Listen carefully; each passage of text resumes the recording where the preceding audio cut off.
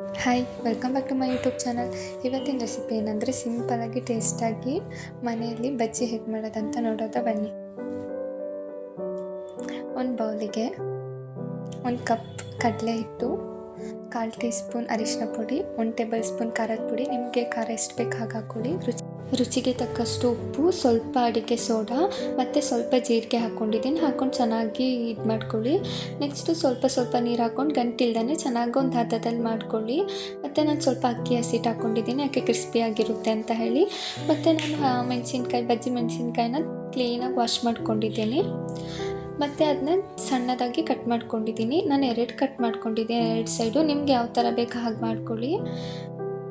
ಮತ್ತು ಒಂದು ಬಾಣಲಿ ತಗೊಂಡು ಡೀಪ್ ಫ್ರೈ ಆಗೋಷ್ಟು ಎಣ್ಣೆ ಹಾಕ್ಕೊಂಡಿದ್ದೀನಿ. ಮತ್ತು ಆ ಬಿಸಿಯಾಗಿರೋ ಎಣ್ಣೆನ 1 ಸ್ಪೂನ್ ಹಾಕ್ಕೊಂಡು ಮಿಕ್ಸ್ ಮಾಡ್ಕೊಂಡಿದ್ದೀನಿ, ಯಾಕೆಂದರೆ ಆವಾಗ ಬಜ್ಜಿ ತುಂಬ ಚೆನ್ನಾಗಿರುತ್ತೆ ಅಂತ ಹೇಳಿ. ಮತ್ತು ಲೋ ಫ್ಲೇಮಲ್ಲಿ ಬೇಯಿಸ್ಕೋಬೇಕು ಚೆನ್ನಾಗಿ. ಹೀಗೆ ನೀವು ಒಂದ್ಸಲ ಸಿಂಪಲಾಗಿ ಮನೇಲೇ ಟ್ರೈ ಮಾಡಿ ನೋಡಿ. ಈ ರೆಸಿಪಿ ಏನಾದರೂ ನಿಮ್ಗೆ ಇಷ್ಟ ಆಗಿದ್ದರೆ ದಯವಿಟ್ಟು ಶೇರ್ ಮಾಡಿ, ಲೈಕ್ ಮಾಡಿ, ಕಮೆಂಟ್ ಮಾಡಿ. Thank you.